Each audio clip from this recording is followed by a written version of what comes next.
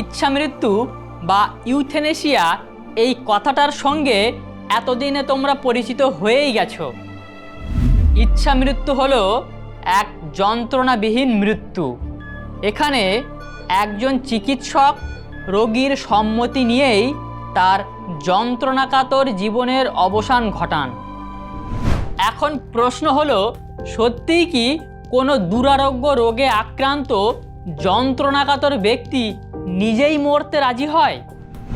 নীতি দার্শনিক Peter singer তাঁর প্র্যাকটিক্যাল এথিক্স নামক গ্রন্থে এই প্রশ্নটির ওপর ভিত্তি করে কৃপা হত্যার বিভিন্ন প্রকারের কথা উল্লেখ করেছেন। একটি দৃষ্টিকোণ থেকে তিনি কৃপা হত্যাকে দুই ভাগে ভাগ করেছেন: সক্রিয় কৃপা হত্যা ও নিষ্ক্রিয় কৃপা হত্যা। অপর দৃষ্টিকোণ থেকে তিনি কৃপা হত্যার তিন প্রকার ভাগের কথা উল্লেখ করেছেন: ঐচ্ছিক কৃপা হত্যা, অনৈচ্ছিক কৃপা হত্যা ও ইচ্ছা নিরপেক্ষ কৃপা হত্যা। আজ এই ক্লাসে আমরা সক্রিয় ও নিষ্ক্রিয় কৃপা হত্যা নিয়ে আলোচনা করব। সক্রিয় কৃপা হত্যা সম্পর্কে জানার আগে চলো একটা গল্প শুনে নিই।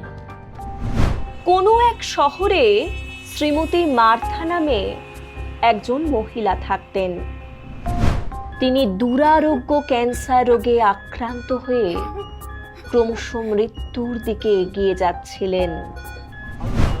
এমতাবস্থায় চিকিৎসকেরা জানালেন তার এই মারণ রোগ থেকে সেরে ওঠার কোনো সম্ভাবনাই নেই। শ্রীমতী মার্থা একথা জানার পর চিকিৎসক পি.আর. টমাসকে প্রাণঘাতী ইঞ্জেকশন দিয়ে তার মৃত্যু ঘটানোর অনুরোধ করেন।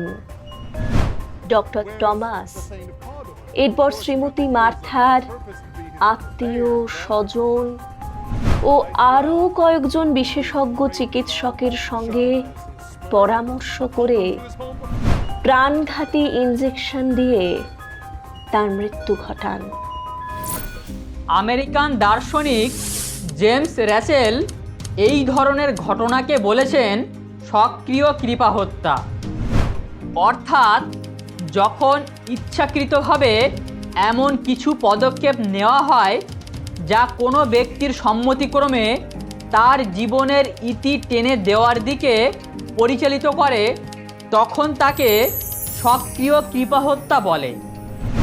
এই ক্ষেত্রে চিকিৎসকেরা কিছু ওষুধ বা ইঞ্জেকশন রোগীর শরীরে প্রবেশ করায় যাতে হৃৎপিণ্ড অচল হয়ে রোগীর মৃত্যু ঘটে।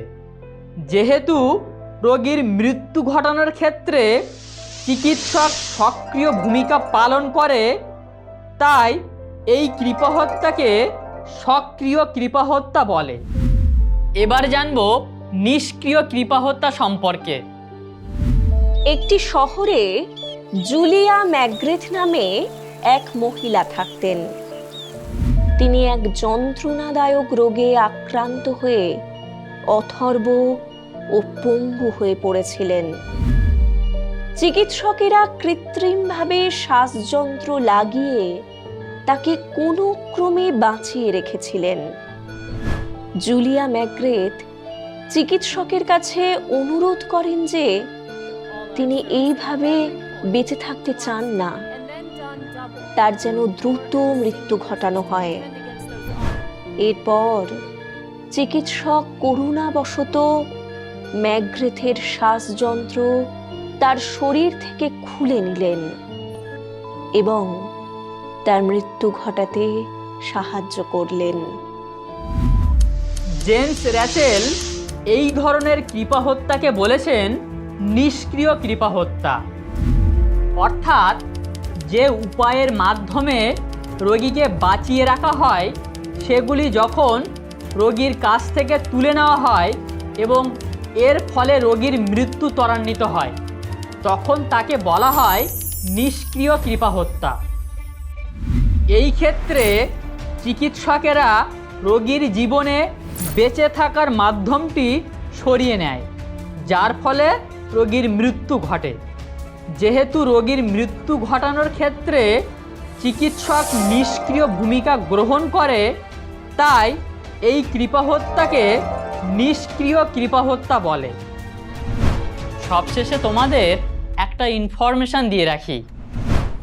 সক্রিয় কৃপাহত্যার ক্ষেত্রে রোগীর অনুরোধে চিকিৎসক কোনো কর্ম করে রোগীর মৃত্যু ঘটান, তাই একে হত্যা বা কিলিং বলে। নিষ্ক্রিয় কৃপাহত্যায় চিকিৎসক কোনো কর্ম করা থেকে বিরত থেকে রোগীকে মরতে দেন বলে এই কৃপাহত্যা হলো মরতে দেওয়া বা লেটিং ডাই। তাহলে এই ক্লাসে তোমরা পিটার সিঙ্গারের মতে কৃপাহত্যার দুটি প্রকার অর্থাৎ সক্রিয় ও নিষ্ক্রিয় কৃপাহত্যা সম্পর্কে জানলে।